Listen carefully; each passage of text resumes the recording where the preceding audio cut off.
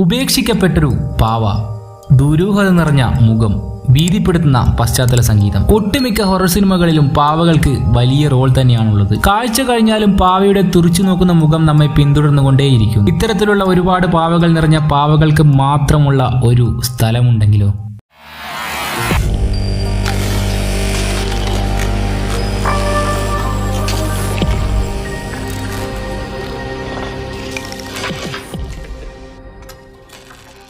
കെട്ടുകഥകളെയും വെല്ലുന്ന തരത്തിൽ ഇത്തരമൊരു പാവദ്വീപുണ്ട് മെക്സിക്കോയിൽ. പാവകളുടെ പേടിപ്പെടുത്തുന്ന കാഴ്ചകളാൽ നിറഞ്ഞ ആ ദ്വീപിന് പിന്നിൽ ഒരു കഥയുമുണ്ട്.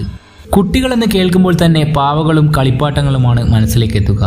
ഓമനത്ത് നിറഞ്ഞ, കണ്ടാൽ ആരും ഒന്ന് തൊട്ടുനോക്കാൻ ആഗ്രഹിച്ചു പോകുന്ന എത്ര പാവകളെയാണ് നാം കണ്ടിട്ടുണ്ടാവുക. എന്നാൽ പാവദ്വീപിലെ പാവകൾക്ക് മട്ടും പാവവും ഓമനത്തമല്ല. നരച്ചു തുടങ്ങിയ പാവകൾ കാഴ്ചക്കാർക്ക് ഭയമാണ് നൽകുന്നത്. കാരണം ദ്വീപിലുള്ള ഓരോ പാവയ്ക്കും വർഷങ്ങളുടെ പഴക്കമുണ്ട്. കാലാധിക്യം കൊണ്ട് മുഖം വികൃതമാവുകയും ശരീരഭാഗങ്ങൾ നഷ്ടമാവുകയും മേലാകെ പായലും പൂപ്പലും ബാധിക്കുകയും ചെയ്ത ആ പാവകൾക്ക് ഭീതിയല്ലാതെ മറ്റെന്താണ് സന്ദർശകർക്ക് നൽകാനുള്ളതും? പാവദ്വീപിലെത്തിയ ആദ്യത്തെ പാവ ലായിസ്ല ദേ ലാസ് മ്യൂണിക്കാസ് എന്നാണ് മെക്സിക്കോയിലെ ഈ ദ്വീപിന്റെ യഥാർത്ഥ പേര്. തെക്കൻ മെക്സിക്കോയിലെ ഷോജിമിക്കോ കനാലുകൾക്കിടയിലാണ് ഈ ദ്വീപ്. സമ്പന്നമായ ഒരു ഭൂതകാലമോ ചരിത്രമോ ഒന്നും അവകാശപ്പെടാനില്ലാത്ത ഈ സ്ഥലം ഏതാനും വർഷങ്ങളായി സന്ദർശകരെ ആകർഷിക്കുന്നത് പാവകളുടെ പേരിലാണ്. അകാലത്തിൽ ദുർമരണപ്പെട്ടുപോയ ഒരു പെൺകുട്ടിയോടുള്ള ആദരസൂചകമായാണ് ദ്വീപിൽ പാവകൾ എത്തിത്തുടങ്ങിയത് എന്നാണ് പറയപ്പെടുന്നത്. ആ സംഭവം അന്ന് ദ്വീപിന്റെ ഉടമസ്ഥനായ ജൂലിയൻ സന്താറ ബറേറ അവകാശപ്പെട്ടത് ഇങ്ങനെയാണ്.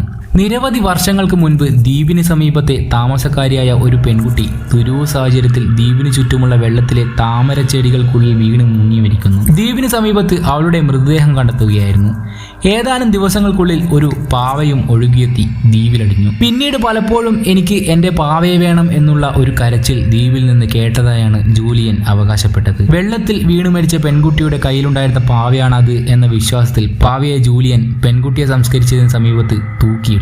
ദ്വീപിൽ ജൂലിയൻ ചെയ്തിരുന്ന കൃഷി നശിച്ചത് പെൺകുട്ടിയുടെ ആത്മാവിന്റെ ശാപം കൊണ്ടാണെന്ന് ജൂലിയൻ വിശ്വസിച്ചിരുന്നു. ആത്മാവിനെ സന്തോഷിപ്പിക്കാനായി പിന്നെയും ഒരുപാട് പാവകളെ അദ്ദേഹം ദ്വീപിലേക്ക് എത്തിച്ചു. നാടായ നാടെല്ലാം നടന്ന് ചവറ്റുകുട്ടകളും മാലിന്യ കൂമ്പാരങ്ങളും തപ്പി ഉപേക്ഷിക്കപ്പെട്ട കേടായ പാവകൾ ശേഖരിച്ച് ജൂലിയൻ ദ്വീപിലേക്ക് എത്തിച്ചു. അതിൽ നല്ലതും കേടായതുമായ പാവകൾ തുടങ്ങി പാവകളുടെ ശരീരഭാഗങ്ങൾ മാത്രം വരെ ഉണ്ടായിരുന്നു. ഏതാനും വർഷങ്ങൾക്കുള്ളിൽ ദ്വീപിലെ എല്ലാ മരത്തിലും ചെടിയിലും കല്ലിലും എന്നോണം പാവകൾ കുമിഞ്ഞുകൂടി. അഗസ്റ്റിനിറ്റ എന്ന പേരിട്ട പാവയാണ് ജൂലിയൻ ദ്വീപിലേക്ക് എത്തിച്ച ആദ്യത്തെ പാവ. പൂക്കൾ തലയിലണിഞ്ഞ ഈ പാവയ്ക്കൊഴികെ 10,000-ഓളം വരുന്ന ഒരു പാവയ്ക്കും പേരില്ല.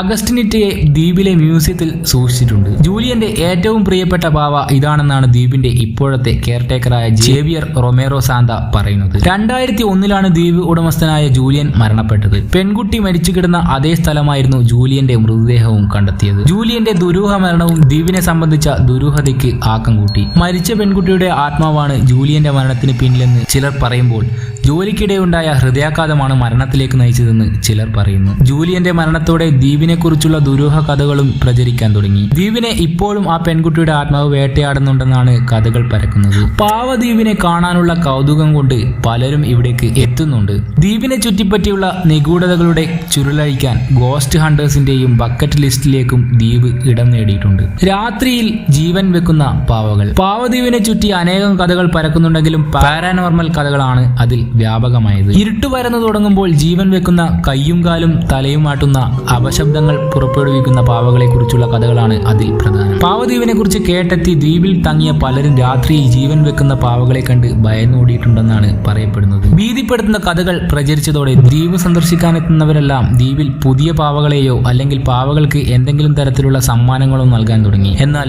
ദ്വീപ് സന്ദർശിച്ച ചിലരെങ്കിലും ഈ അസാധാരണ സംഭവങ്ങളെ തള്ളിപ്പറയുന്നുണ്ട്. കെട്ടുകഥകൾ കേട്ട് പേടിയോടെ സന്ദർശനത്തിനെത്തുന്നത് കൊണ്ടാണ് പലതും തോന്നുന്നത്. ഒരു കൗതുക കാഴ്ചയ്ക്കപ്പുറം മറ്റൊന്നും ഈ പാവകൾക്കോ പാവദ്വീപിനോ ഇല്ലെന്നുമാണ് ഇവരുടെ ഭാഷ്യം. എന്നാൽ പാവകൾക്കിടയിൽ നിന്ന് അപശബ്ദങ്ങളും തേങ്ങലുകളും ഇപ്പോഴും കേൾക്കാമെന്നാണ് ജൂലിയന്റെ അനന്തരവനായ ദ്വീപിന്റെ ഇപ്പോഴത്തെ കെയർടേക്കറായ ജേവിയർ റൊമേറോ സാന്ത പറയുന്നത്. പല ദിവസങ്ങളും ഒരു പെൺകുട്ടിയുടെ കരച്ചിലുകൾ കേൾക്കാറുണ്ട്. ശബ്ദത്തിന്റെ ഉറവിടം തേടിപ്പോയാൽ ശബ്ദം അകന്നുപോകുന്ന പോലെ തോന്നും.